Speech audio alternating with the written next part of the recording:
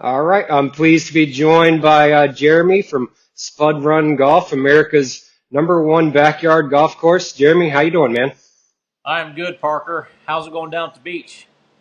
Good. It's a little chilly today, but probably not like up where you are in Ohio. Yep.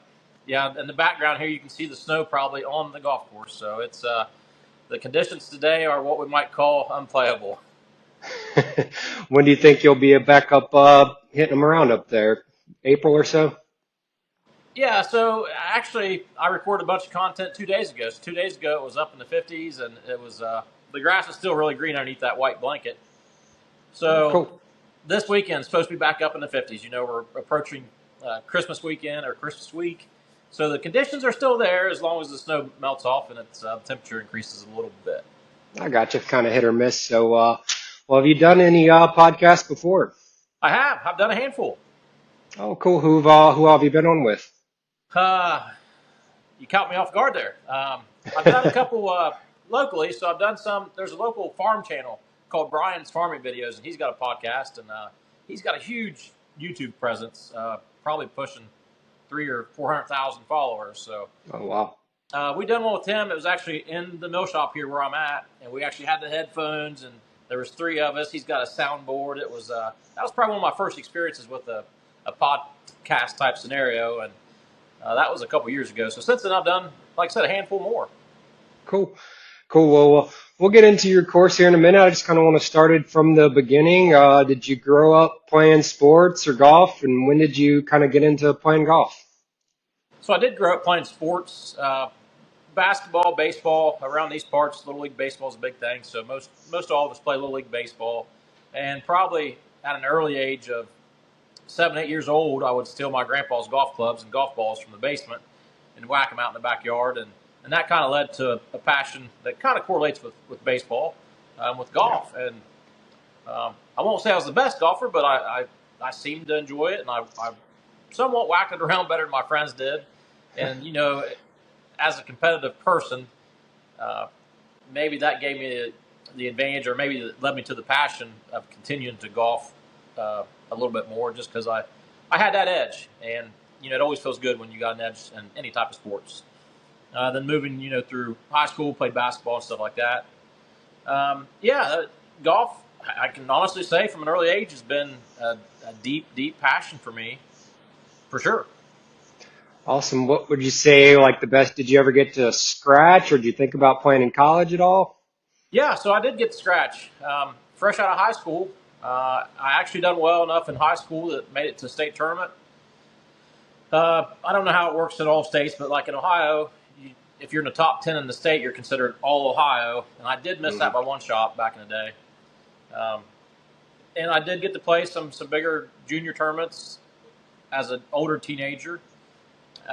Early 20s, tried out for the U.S. Open a couple times at a local stage, did not make it.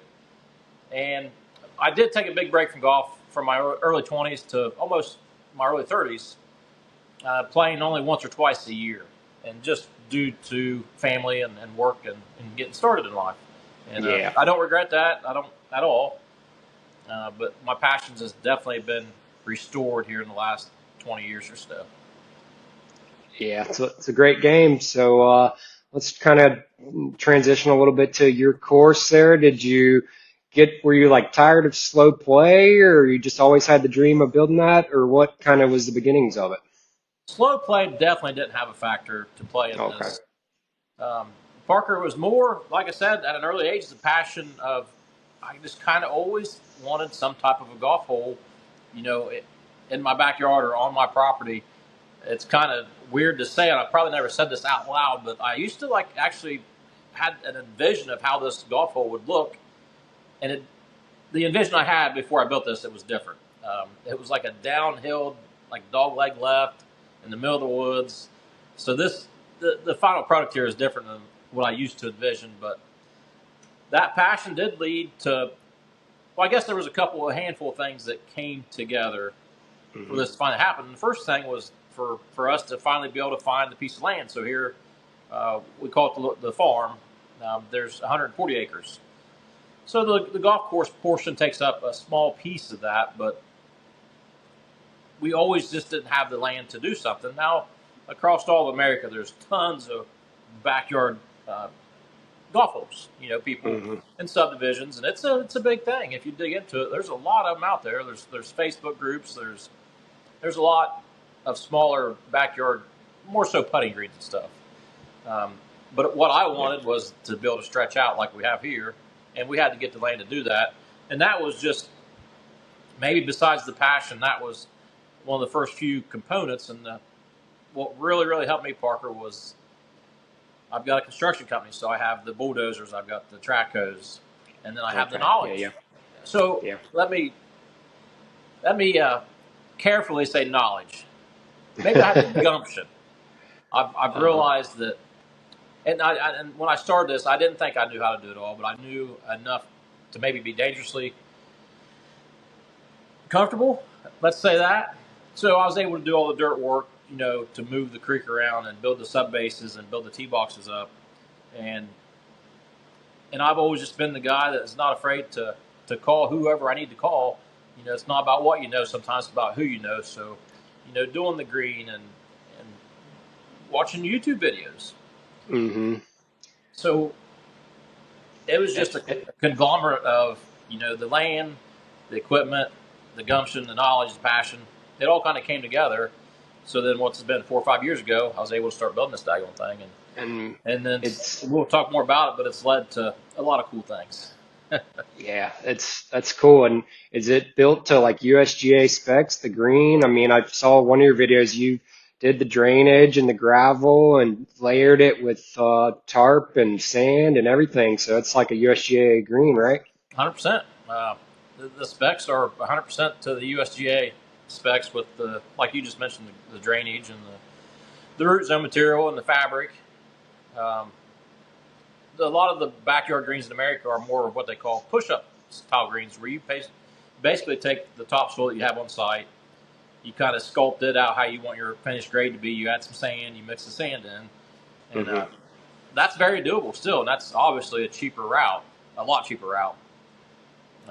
But I'm glad I've done it the way I've done it. Just the playability is always there, and the biggest thing, believe it or not, people have with push-up greens is the earthworms. So like Yeah.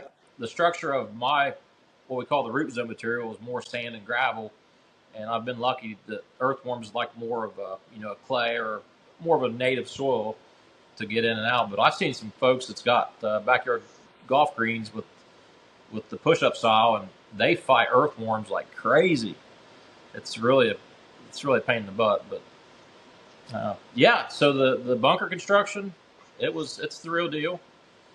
I've tried to, and I've learned this over the years. Is I've done things kind of backwards, or I guess not the right way from the start. So I anymore when I do a project, whether it be a construction project or a backyard golf course, I try to, if I can financially swing it, try to do it the best way, and that's not always the case, but we try to. Cool. You said it's been like 4 or 5 years, right? How long would you say it took you from when you started construction to build just the green? Was that like a full summer or more than a summer, or how long you think?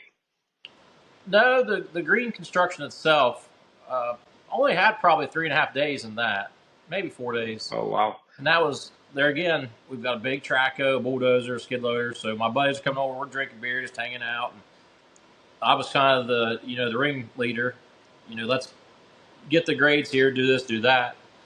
Um, However, the time came when it was to grow in and actually, I get people reaching out to me all the time about how they can build something in the backyard or on the Hmm. farm. And it's cliche, but I always say it's very easy to build something like this.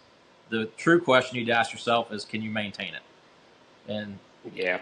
so the green, I got it built, constructed, seeded in I think it was September, and then the following June, we were putting on it, but it probably took a year before it rolled good, and I'm still year by year getting it better and better just by maintenance practices and as the turf matures, um, Hmm. every year it gets a little better. So Hmm. it takes a while to really Now really. you have the equipment, or did you rent that, or is that something that a buddy had, or like I've seen you on a back, I guess it's like a backhoe where you're shaping it. Did you rent that or? No, so that's all stuff that I own from Oh the wow, construction company. So from your construction company. yeah, Okay. so that's kind of a good point. That if I wanted to start this over and I didn't have the equipment, I couldn't financially afford to do it Yeah. without having the equipment. If I would have had to pay somebody to come in and do all the dozing work, and uh, we've got over a half mile of underground water line on one golf hole, or pretty much one golf hole. So that kind of leads back to how I was able to do it. It's just fortunate enough to have the equipment to save a lot on cost. And my goodness, it cost a lot to pay somebody to do all the work that I've done. So I bet. I imagine. very lucky. And now you have construction experience. Do you have any experience like with grass or agronomy, working on a course or anything like that? I mean, I worked on a course like most golf enthusiasts do in high school. I worked on the maintenance, raking bunkers, and Hmm. and doing stuff like that. And then I've always had a passion for turf, for sure. Uh, for my 16th birthday as a young lad, Santa Claus brought me a little push mower, and I was push mowing lawns all over this daggone town, just hustling to make some money. Um, I didn't stick into mowing for a long time just because it got pretty monotonous, and I was able to.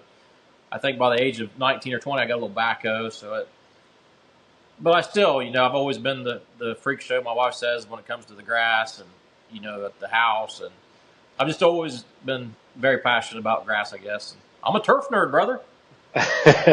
I'm sure, yeah, you got to be smart. I mean, I'm sure that's not easy. You're constantly watering and fertilizing it and all kinds of stuff, right?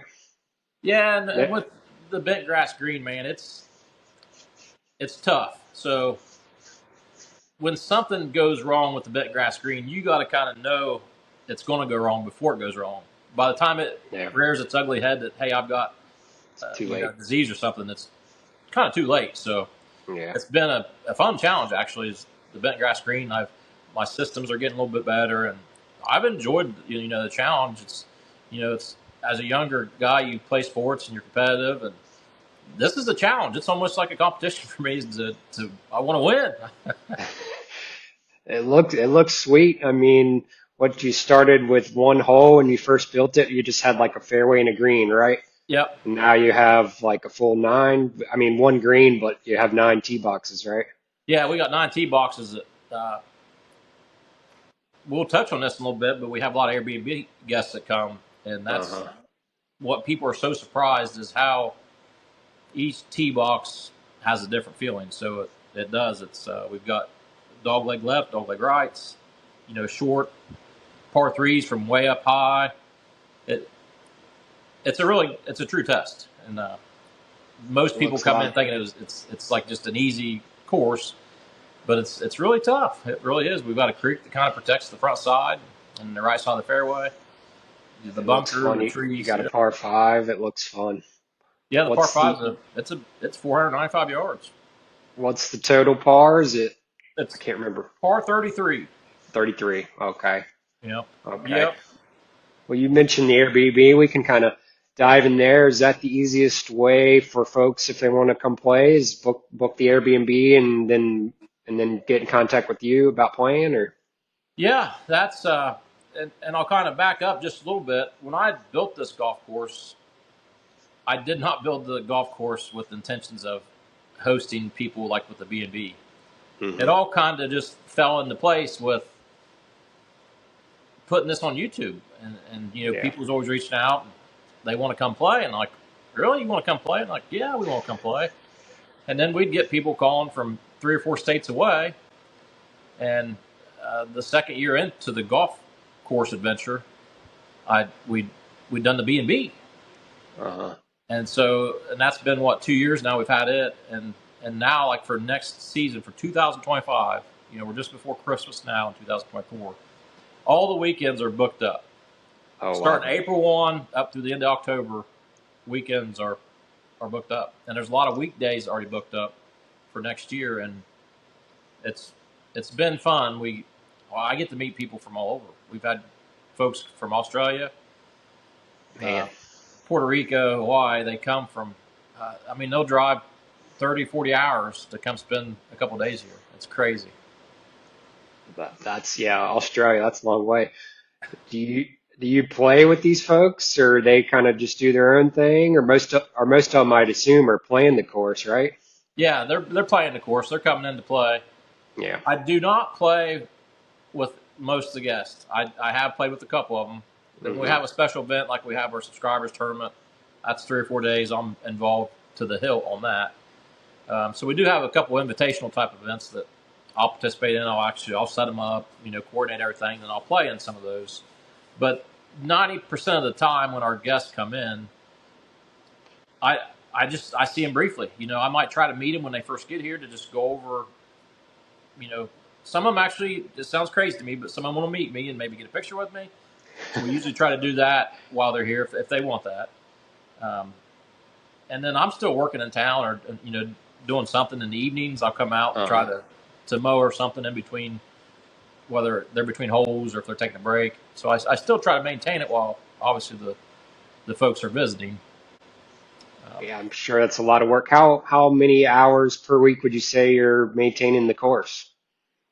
I made a video on this last summer, and I think in the video it only came up to like 18 hours, and that was kind of a normal week. I didn't really have any breakdowns, or that was just kind of mowing. That was No, minimum, like no summer. projects. Yeah, yeah. So it kind of leads into more than that. But I would say that's 18 to 20 hours is a safe bet. And I've told people too. Obviously, some people think I'm crazy, but doing my 9 to 5. It's not actually 9 to 5, but my work in town, my normal job. Hmm. It's exciting for me to get out here and get on a mower in the evening and listen to a podcast or something in my headphones, and that's Relaxing. yeah, that's heaven for me, man. And I work on it way more than I play on it. So a lot of people I don't know heard, that either, but I heard you say that. You said you enjoyed working on it more than playing it even. yeah, yeah, um, T True turf head. yeah. um, but like my boys, they like playing, so they get to sneak in a lot and play it. And it's it's everything I hoped it'd be, and it's probably more, especially with some of the cool people I've got to meet over the last couple of years, just coming in as guests and visitors. And something I found, like for next year, I talked about the B&B and the guest. Over half of the people coming next year have already been here, so Oh, they really? so they they'll be easier for me because I won't have to meet them. I mean, I'll still try to see them at some point, but I don't have to feel like I need to meet them when they first get here to go over anything. You know, Yeah. one trip around this place, you get the hang of stuff. People get to know me. I'm very easy to get along with. So, like the mill shop I'm in, they can hang out in here if it's raining, or they just. And I tell them to they, treat it like it's their own, and I was gonna say they kind of just have full access. They could play it, just loop it all day if they wanted, and yeah, just full reign, huh? yeah. That kind of that's one of the problems. I won't say a problem I have, but it's something I'm careful about. So for like next year, say you were booked for July 4th weekend, you and 6 or 8 of your buddies were coming up to stay and play. Hmm. Well, then I get local people or people wanting to just come and play, and they're wanting to book like next year, July 3rd or such a date. Well, I can't really secure a date for that group next year because if you're staying at B and B and I tell you, hey, you're here July 4th through 8th, you can't play on the 6th or 7th because there's somebody coming to play. So I always try to keep the golf course kind of exclusive to the B and B guests first and foremost, and then kind of what we consider like the walk-ons or something, the people that just come to want to play for a day or half a day. That's always kind of last minute detail. Like if I knew next week that the course was open Thursday, then if you wanted to play and not stay, then yeah, we'll work something out. But that's been kind of a tricky part of it. Just making sure I always give the B and B guest, kind of first dibs on the course. First party, yeah, Yeah, that makes sense. And if they're constantly looping it, you got to worry a little bit about a bunch of divots and ball marks and just checking after them, raking the bunkers and everything. So easy though. Yeah, the green takes a beating. I Takes can an imagine. absolute beating. Yeah, I can bet. Would you say you spend similar hours working on like social media, YouTube and Instagram as the course? You mentioned like around 18 hours. How long do you think you're like editing and shooting and working on the YouTube channel? I would say less than a week, and that's probably Yeah. one of my fallbacks, or not my fallback, but that's probably one of my setbacks on growth on social media is because I love putting stuff together like videos, the shorts. I love the end result. I love that artistic piece that works in my brain when that goes down. Hmm. However, it's hard for me to sit down at a desk or on my. I do all my stuff on an iPad. It's kind of Hmm. it's good. Me I too. do that mostly because if we're doing a big concrete job in town or something, there might be an hour here or there. I can bring that iPad out and I can edit. So that's an iPad story. But back to what I was saying was, um, I just can't hardly sit and hold myself down on that computer as much as I probably need to put out more content. You know what I mean? I think Uh, you got the right amount. What are you posting about like once a week or so I in try to, season? yeah, I try to do one a week during up until playing season. I try to do Hmm. one a week. And what Um, about this winter? How do you have any like pre-recorded stuff? Or are you coming up with new? I know it's going to be kind of, the weather will be iffy. What are your plans during the winter time? so in the wintertime, I've got a handful of episodes that I have not recorded, but um, I've already got the ideas typed out. Hmm. Like one is I'll do top 10 moments of 2024. So that'll give me a chance to bring up some more B-roll, and I'll probably sit about right here somewhere and go over those top 10 moments. Then I'll take B-roll that I had and lace in a nice little video. And I think it'll be cool for to just see. I wish I'd done that. I didn't do it last year, but it'd be cool it's a recap of the top moments here at the backyard golf course. So I've already got those moments picked out. I've kind of got that one scripted. I always do a profit and loss at the end of the year on our venture. So that'll be probably January. So I'll try to space videos out in the wintertime, maybe once every 3 weeks or so. Uh, and the videos are more scripted where I'm kind of sitting down and, my typical video, I just grab a camera and just start whatever I'm doing. I'm just recording. I don't Uh-huh. usually script much out at all. And it I seems like the gotcha. ones I do script out probably do a little bit better. Um, one of my I like. first, maybe it's like the third video I done was how much does it cost to build a backyard golf green, maybe. And that video done super well. I But saw that. That was your most viewed video. Yeah. so that one, that was more scripted. I had a lot of B-roll, and I was able to do a lot of voiceovers and stuff, and it was more thought out, and it done well. And there again, that goes back to me not wanting to sit down at the computer all the time. But I think it's time I could probably do another one of those videos. Just, I think that's probably been 4 years ago that I done that one, 3 or 4. I think But I so. think, Looked like your first few videos were in the beginning of 21. yeah. So coming up on 4 years. So I could have. I feel like right now I could do a better video of that, just more retention based, video. And um, I enjoy the YouTube, the social media game. I really do. I think on YouTube we're probably over. We might be over 25,000 subscribers now on YouTube, Hmm. but it seems like it's taken forever to get there, and it's just a. Oh, you know what it's about, man. It's a tough battle. Tough battle. It is. There's a lot of content out there. You're competing with Bryson DeChambeau. I saw recently you were doing some of his challenges. I didn't see how he ended up. Did you end up holing out one, or how'd you finish up on those? No, so that's a good talking point. That challenge I got in early, so I will admit I didn't get in on day one.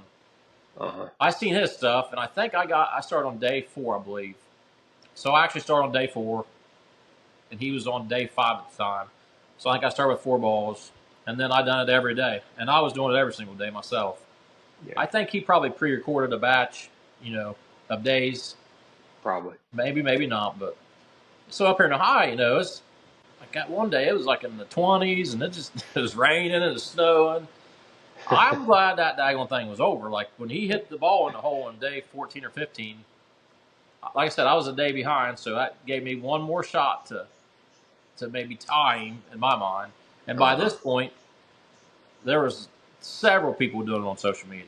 People hitting in buckets, and that one dude was digging holes in the backhoe. And uh, the challenge, I think, was starting to wear itself out, Yeah. along with myself. Like I was burnt out. That was taking me. I would go back, hit my shots. I'd come sit right here where I'm at right now, and I would, edit the thing together because I'm trying to keep it below a minute.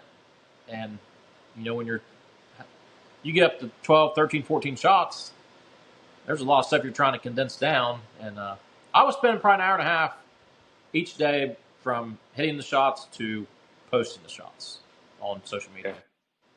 Yeah. Yeah. So, like, I was glad it was over. I was glad he made it. I was probably happier that he made it than he was happy that he made it, just so I could, because I could have been doing this for years. I mean, that's a I know tough you shot. know sometimes it's one in a million to make one, and try to when it's freezing like that. Yeah, I hear you. Yeah, but it got a ton of views. I think we got over 3 million views on that series from all Oh wow. platforms. Yeah, so it got us in front of a lot of eyeballs. Wow. I know you're posting YouTube, Instagram, and TikTok. Is that right? Yeah, and that Bryson challenge, it blew my Facebook up. Like, Facebook. Oh, okay. um, I maybe, I think it was day 7 or day 8 maybe, and I don't know why it was that day, but I think that one got like 2 million views just Oh wow. just on one Facebook, and I don't know why, but it gave us a big boost on that. So yeah, when I do those shorts, I'll usually post it on all the platforms, and I was against that the first couple years just because it's more stuff to kind of look at, but Yeah. I think it's It's a really lot. helped. I found that there's just different people that watch only Instagram or only TikTok, or so it's. I feel like it's we're just building a stronger foundation, getting more eyeballs. Ultimately, I want to try to get people to watch YouTube, the long form stuff. And back to what we said earlier, it's a tough game. Yeah, I feel like that's most people's end goal is try to draw them to the YouTube. So it's a great channel. I love your content. May I ask what kind of camera you're using on recording all your stuff, or is it a phone? So I have a handful of cameras. Most of the stuff I like to use is a GoPro, um, Hmm. just because of the conditions I'm working in. I'm beating it around the cart, or it might be raining, get wet, dirty. I like the GoPro. I do have a little DJI. I haven't used it a whole lot. Um, I've got a nice Canon camera, and I don't use it a whole lot, but it's a good stationary camera to use. And then, Okay. yeah, I'll use my phone sometimes, but I'd say the Yeah. GoPro's used the most. GoPro. Um, Looks like have you maybe upgraded since you first started? I was just the other day I was watching some of your first videos. They look a little better recently. Has it been upgraded? Probably. I mean, Probably. the camera equipment I have right now, I've been using for about a year or so, Oh, probably going on okay. 2 years. I Um, gotcha. and it was for some of the bigger events, which like we done our subscribers, or member guests, where I try to play. Like my son will come out, and he's got a nice camera. He'll use it to record some. And yeah, yeah. Did you teach yourself pretty much like how to edit these yourself? Did you any experience in computers or editing or anything? Or I've taught myself how to do tracers and edit it all. So were you the similar boat? Yeah, I'm not like completely computer savvy, but I've gotten a little bit better. Yeah, a little It's better. been a struggle just to learn basic editing skills, and I still would, if we're kind of ranking this out in like the baseball format, I still think on editing, I'm still in high school. I'm not even in the college level. I'm not in the minor leagues. I'm just I good enough to get content out. Um, I think you're doing a good job. I like it. I, I've looked back on some older ones, and it seems like nowadays it's more. you got to almost gear them too much towards retention.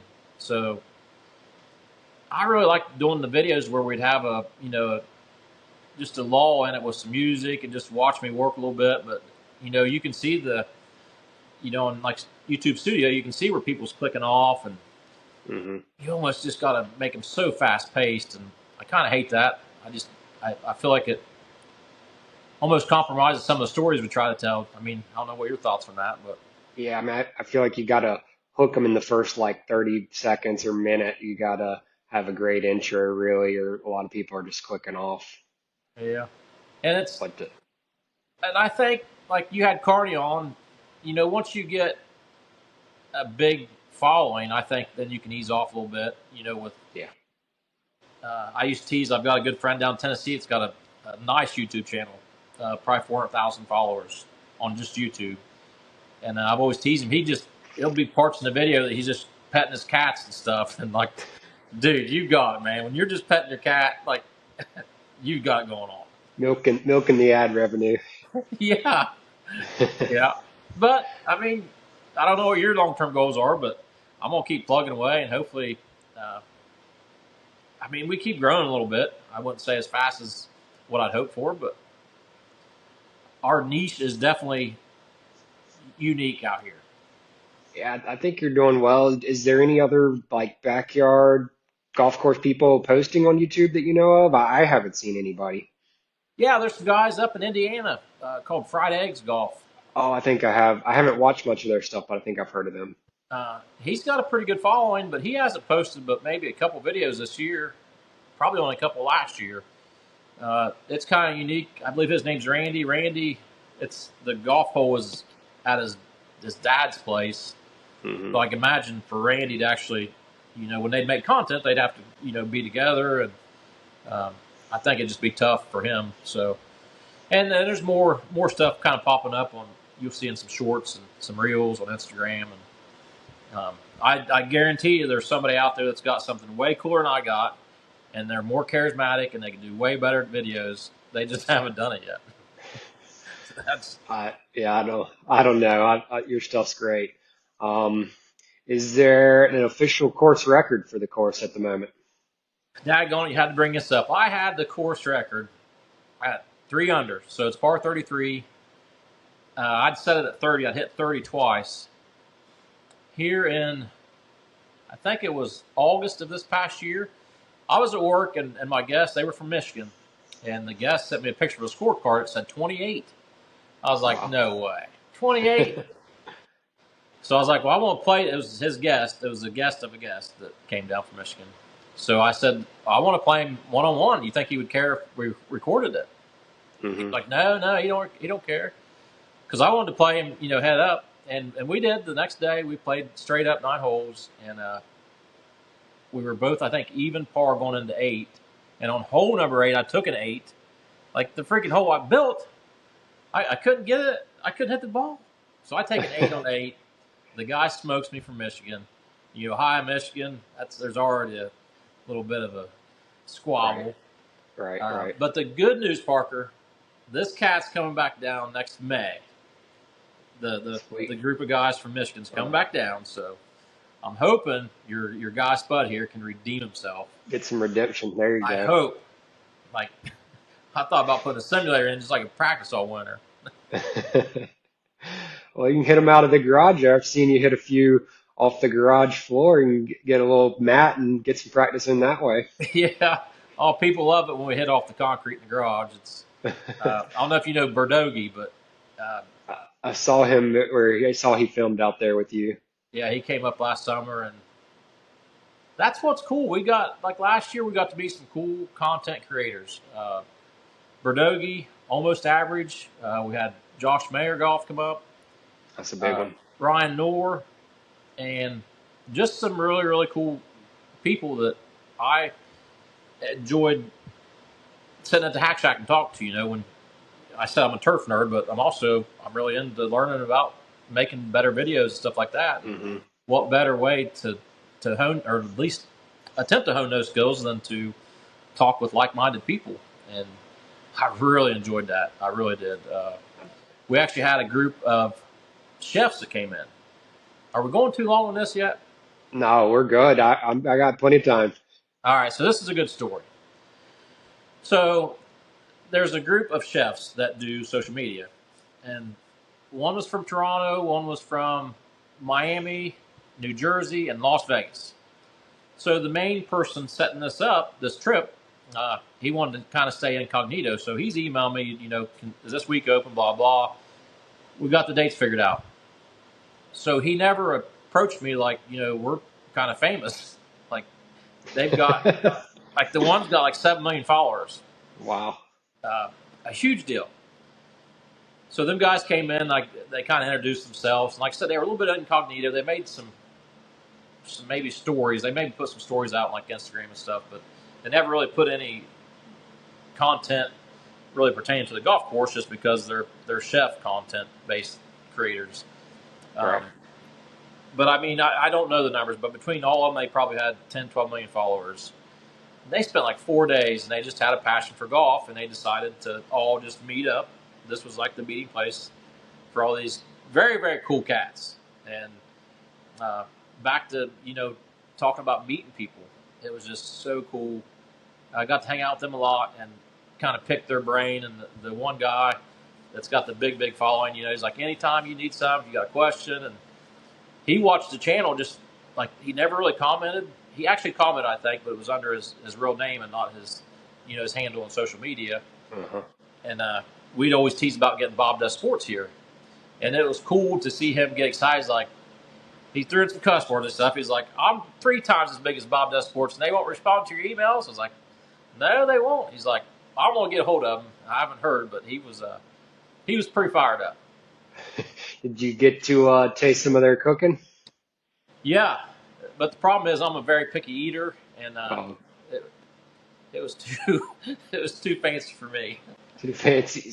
Sometimes those real nice restaurants, I'm not a huge fan because one, the portion sizes are tiny compared to what I like, and yeah, it's just something you're looking at and like, what is this? But yeah, that's cool. Did you hear back from Bob at all? I think I saw your video. You never heard back. No, I kind of give up on trying to reach out to them.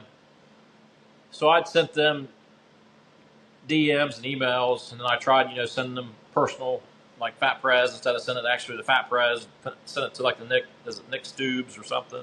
Hmm. So I tried to reach out to him, and Fat Prez is not terribly far away, and uh, no, I'd never heard anything back from him, but that's okay. I mean, uh, you had Carney on, so like Brian Bros started following me on Instagram not too long ago, so I tried to reach out to them just to. I mean, I didn't want to meet him or play with him, but I wanted to just see if I could get permission to go down to Selena and maybe do some like behind the scenes type. Everybody's kind of showcasing the course, but I was more so wanting to maybe play, but I want to talk to the greenskeeper. I want to talk to Yeah. that side of it. I think for me, that's the cool part. And never got a response back from them. And I tried DMing them, direct messaging and emailing them. But having said that, and I'm sure you can attest to it, I can't hardly keep up with messages and emails, and they're 100 times bigger than me. I So can't imagine 500,000 subs. Yeah, they're getting too many to keep up with, I bet. yeah, I mean, there's been people that send me an email, and I try my damnedest to keep up on emails, but you can get lost in them. I mean, you really can when uh, you get so many emails, and I can't imagine how many they would get. So I can't be upset that I'm not getting responses, just because I I get don't fully understand, but I've got a glimpse of how impossible it would be. I get it. Yeah. Were you trying to talk to the superintendent? Or are you just trying to pick up some more knowledge, or what were you kind of thinking with that? No, it was more so to get some content, um, Oh, okay. and yeah, definitely get more knowledge. I mean, I would, Do, I love being in the presence of, somebody smarter, like in that scenario. I mean, that'd be awesome. do But you it's more have? so to just showcase what he does and how they've taken that course to where it's become already. Yeah, I think that's a cool story. Now it's not going it to get is. like hundreds of thousands of views, but um, I think it's worth him getting a little love, and I would be the one would They're love going to be up to talk to him. that. Yeah, that I saw that course was in South Carolina magazine, golf magazine. That it's going to be a big one. I think their plans are to host some Corn Ferry events and some state events. So it looks sweet. Yeah. But do you chat with any superintendents up in your area, bounce ideas off of them, or do you have a connection with any up there? Yeah, I do. Couple of local ones, and then we've had some come from far away. It's just to stop and visit and see this place in person. Um, and it's come full circle. When I first, had the idea of doing this golf course, you can imagine me reaching out to superintendents that I knew or in the local area, even like on some of the groups online, trying to say, hey, I'm doing this, and people, I won't say people, let's say superintendents, almost immediately say, you're a stupid boy, you're dumb, like there's no way you can do this, because they understand how hard it is, and the initial feedback was, I'm crazy and that it's never going to work. I remember a Facebook post on a group. It's been 4 or 5 years ago that one guy just got all upset, and he didn't cuss me, but he was explaining how dumb I was for doing this and how it wouldn't last more than a year. And I wish I could go back and find that post now and send a picture to him of what it's become, because it's like it's beat my chest, boy. Yeah, I think you've proved them wrong. But so I kind of lost track on that story. But yeah, so I still always bounce ideas off anybody with more knowledge than me. There's one cat. Ohio State University's got a big agronomy and turf program, and a couple years ago he came and visited. He just graduated, younger guy, um, but he just knew his stuff, and he loved what I was doing. I mean, he just absolutely loved it. He came here and he wanted to know if I had any questions. Well, that poor old boy, I text him all the time. I'm always sending pictures, and uh, he's always quick to respond. And uh, he he actually lives a couple hours away, but I have a friend that lives in the same town as him, and I actually got them hooked up. And I'm trying to pay him back a little bit if I can. So they've actually worked some things out where he's doing some work for my friend, and yeah, like the YouTube game, the turf game. Like I said, it's not about what you know. Sometimes who you know, and I definitely feed off resources. I still read stuff. I still watch videos and stuff, and I don't think that you could ever stop learning on something like on the YouTube game or the turf game. Um, that's part of the fun of it. It's Yeah, can't have too much knowledge about it.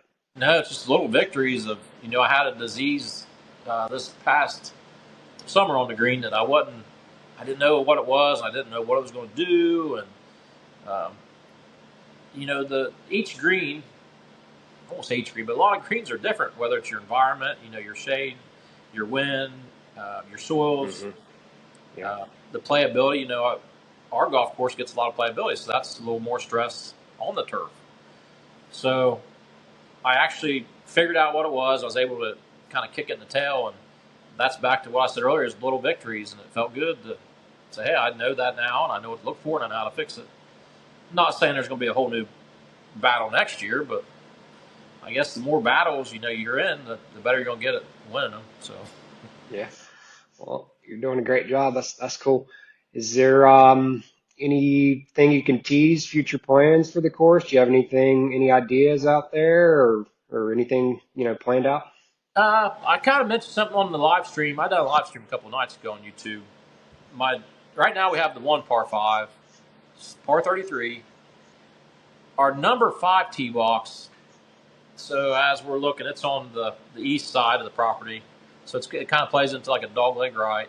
It's only 250 yards. It's a fun hole. Hmm. Um, you can get the driver there, and or you can play it safe with the creek out front. I would like to extend that back to make it like a 500-yard hole, but I'm gonna have Oh, to take out a bunch of trees. But it would be a super cool shot. Like there's another pasture up that way that would work, but getting from, let's say, the proposed new tee box to the fairway, I have to take out a lot of trees. But that's great wintertime work. I can set the track over or get the chainsaws out. And, I'll probably make that happen this year. So I would bump it up to Oh, a par 34 cool. and just give it a.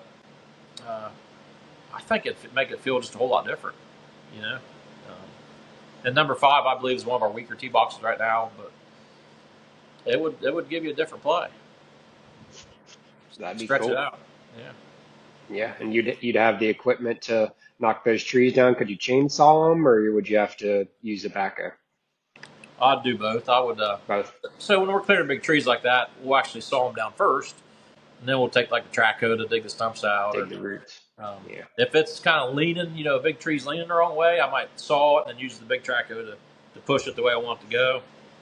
Um, Not that it's interesting at all, but I actually have a sawmill here.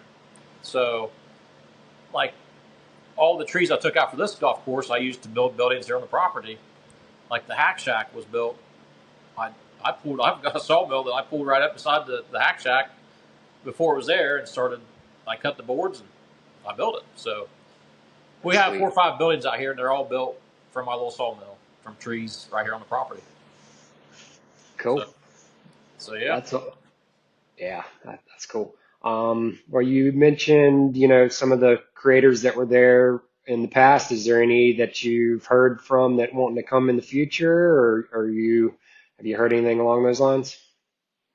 No, I haven't. And No. this kind of happened last year. Like the creators are more, I want to say, last minute type people. Not completely last minute, but you know, Busy schedules. yeah. But the good news with the bigger creators, especially, is that's kind of what they do for a living. So they're not more focused on weekends. I'd mentioned like next year the weekends are booked up. They're more into weekdays because that's kind of their job. So I have no doubt if somebody there's been a couple that's teased about coming, but we'll wait and see. Definitely nothing I'd want to announce yet, but there's Yeah. plenty of weekday availability, and I think it was yesterday I put out that I wanted to do a match next year, um, like a stroke play event. Me and then I want 3 other golf content creators to come. It'd be $1,000 a person. Oh, That's the entry fee, and the winner takes all. So oh, I that'd be made like cool. I made a post I put out on Instagram, I think TikTok yesterday, and a lot of people are getting tagged, but nobody's actually stepped up to say, "Hey, I want to do I'm, it." I'm sure you'll get a couple. That's cool, and you'd film it all, right? Well, that would be the Yeah. goal. Is to let. That's kind of why I wanted content creators. For one, that's a lot of They could money, film it too. um, but they could all get content. Uh, Hmm. for one, it'd be fun. Uh, I guess the big thing would be it'd get a lot more eyeballs on Spud Run, you know. I And hope. I hope.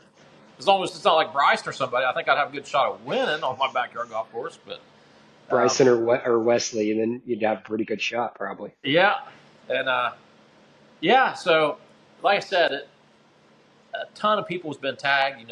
Bigger creators, content creators, but nobody's actually like stepped up, like DM me or anything to say, "Hey, I want to really do it." Well, So, I hope you get some. That'd be cool. yeah, that was something I was. Heck, the other night I was just laying in bed, I'm always freaking thinking about something, and that popped in. I was like, well, Me too. next time I'm out, I'm gonna record that. And I was walking off the green, recording some other content. I just whipped the phone out, and one take, I said what I needed to say, and then There you we'll go. see. That's cool. Well, you mentioned, you had some weekday availability. How do the folks, book? Do you have an Airbnb link, or how would they go about, doing that? Yeah, what people need to do is they can email me spudrungolf@gmail.com. That gets them directly in communication with me, and I check those emails, and then basically I'll kind of give out some notes on. I'll probably say weekday or weekends are already booked up, and there's a couple other events like my member guest that you can't play. So I'll kind of go over some notes of the golf course and when it's available. And then I'll actually share the B&B link with them. Um, and at that point, they can book, and we're good to go. The problem I have with that B&B link, I've never just publicly put it out like the link on the channel or anything, because if I get people just booking it, they just automatically assume they can come play golf, which we might. Like last year, we had a wedding out there, so I didn't want people playing during the wedding, or we do Okay. our member guest, or if we got something going on. I just don't want them going to that link and then automatically assuming that that's they can just start golfing. Just it makes it a little cleaner and easier if they contact me first. Then I give the link out, and then it just kind of keeps it on check. You know what I mean? Makes sense. Well, I'm gonna ask the wife when she gets home if we can find a day or two to come up next this summer. That's what I'm That'd be talking fun. about. That'd be fun. Is there anything for like spouses to do in the area? What's near you? Are you near any big cities or? We are not near a big city. The local town of Chillicothe is not what we consider a big city. When we get guests that come in that fly in, Columbus Airport's about an hour away. So, Okay, and we get a lot of people fly in and rent a car and then come here and stay. Um, it's not the case for everyone, but we have. Well, I shouldn't have said we. Need to edit that part out. My wife has 4 horses. My wife okay. has hay burners, so that's like before I could play on a golf course stuff. I had to build a horse barn and do all that stuff. Got to Had keep her happy. Yep. yeah. So there's been some wives that came and they went horseback riding. Uh, we're surrounded by a 4,000-acre state park, so there's hiking, mountain biking. There's a big lake that's all within 5 minutes. Um, so You like if got you're, any restaurants or breweries or anything near you? Or? yep, our little Yeah. downtown is, our actually Chillicothe was the first capital of Ohio. So there's some folks doing great things, old buildings, downtown Chillicothe. There's a couple breweries, um, big things, and some of the folks come in. That's what they ask when they're staying. Like we don't want to go to like a big, uh, box store. We want to go to the local places. Locals. We Yeah. we get them hooked up and send them in town. So like that downtown area is 10, 12 minutes away from the B&B from here. Cool. And is it in the summer? How hot does it get there? Is it typically like in the 80s? Or you hitting the 90s really? No, I would consider our summer about the same as yours in the Okay. summertime. So Pretty we're hot. getting up pretty daggone hot, up in the 90s. 80s, 90s. Then we cool down, obviously, in the wintertime. But our golf season, it's a stretch, but you could probably say middle of March to middle November. I try not to book anything in March or November, though, because I just feel like the course is not ready, and it gives my little winter break a little bit more time to, just get things done. Cool. Yeah, makes sense. Well, I got maybe just a couple more. Appreciate your time, Jeremy. It's been fun chat. Yeah, we got to talk about Uh, Myrtle Beach golf at some point, right? yeah, well, I mean, you've been down to the area a few times, huh? Or you mentioned before we started recording, you've came down a good bit and played pretty much all the courses, huh? Yeah, so we try to get down a couple times a year, and I love it down there. Uh, Unfortunately for me, last year was the first time I'd really played south, as far as like Caledonia, True Blue, because we always kind of stay on the north side. But I South is was great. There's a lot of great courses right there. Yeah, so that was awesome to get down there. And we actually had some guests that came and stayed that they live on True Blue, on the golf course. They came here and played and stayed. They wrote a book. Very cool people, and I'd like to get down there and see them again at their the home course. Now, maybe my opinion, but what's your opinion? I'll pick Caledonia or True Blue every day. Really?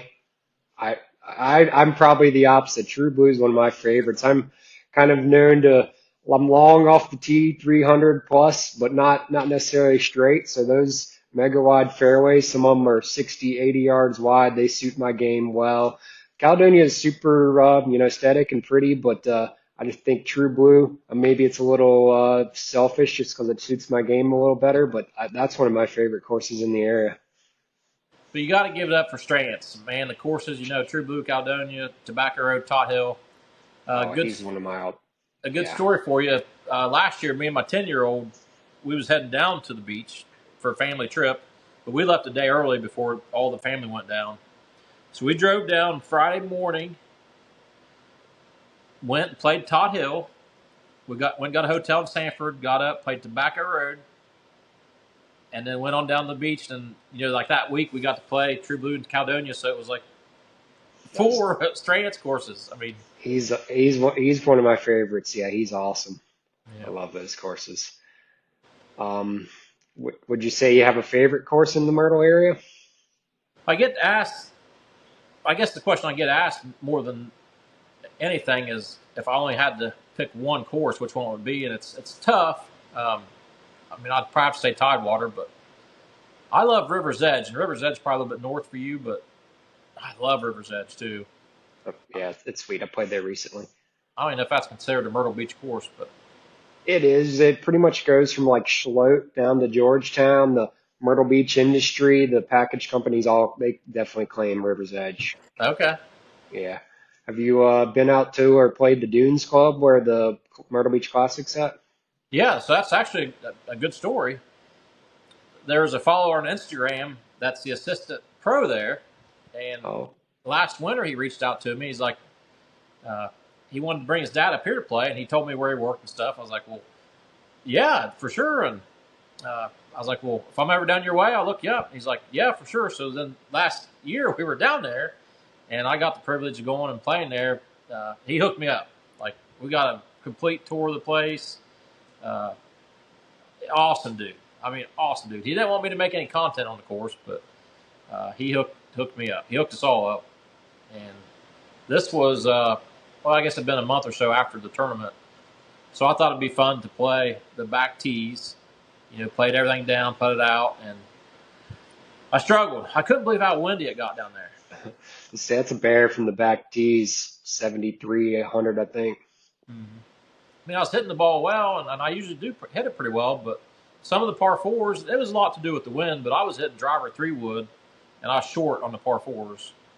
Just I, the wind, I guess. And then, I'm playing from where the pros played the back. But it was cool. That was the first time I'd ever played that one. Yeah, I just played there recently with a buddy. It was that's the best course here, I'd say. So that's Yeah. cool. That's cool. Well, do you have any hobbies outside of your course and golf, or what else are you interested in? I kind of mentioned about the sawmill. I love running that sawmill and doing wood projects and stuff like that too. But um, between work and the golf thing here, it keeps us pretty busy. We got 4 boys, so the seems like the boys always have something going on. They're big into dirt bikes and sports, and we spend a lot of time chasing the dirt bikes around. So they ride dirt bikes and race, and that takes some You time ride on too. your property? Yeah, so here Yeah. I think I mentioned it's 140 some acres. So we have Hmm. tons of trails for side by sides and the horses, and then we have a couple motocross tracks out here where the boys. So the boys are getting old enough now to where I might come out here and I'm like, "Where's the bulldozer?" Well, they're up in the woods building a freaking dirt bike jump. Building a ramp. Yeah, it used to be we'd have to do that with shovels. Now they use freaking bulldozers and skid loaders. Spoiled. That's fun. I used to ride dirt bikes as a kid, but I probably don't have enough courage anymore to hop on one. But that's cool. Do you hop on any? So anymore, the only time I ride is when I'm working on them and I want to test and tune. Yeah. Uh, well, I did used to race some, but I'm to the point now to where it's when I fall down, it hurts too bad. Yeah. That's cool. Well, I think that's all the questions I had for you, Jamie. I appreciate the time. It was a good chat. Yeah, it's great to be on here, and I wish you the best on social media and YouTube, and maybe Thank on you. down to Myrtle Beach. If you don't get your way up here, I can get down there. And we'll hook up and play some golf. Yeah, I'd mentioned this to Carney. If you get down here, hit me up. I'd love to have you on for a match. That Yeah, yeah, that'd be and awesome. I think I'll be reaching out to you via email, seeing what dates you have, and maybe I can come up there this summer. I love a road trip. So I think what is it like 6 7 hours or how Ooh, long? we're More than going to be that? pushing probably 8.5 hours Eight if you're in hours. Myrtle Okay, Beach. Yeah, I which is got you. not bad. I mean, I can do that, and it's one afternoon. No big deal. yeah. All right, brother. Good Well, talking to you. well, cool. Yeah, let's do your how you always sign off. We'll do it together, and that'll we'll call it a pod. It was a good chat. You gonna do the over and Three out? over and out. Exactly. Three, two, one. Over Over and and out. out.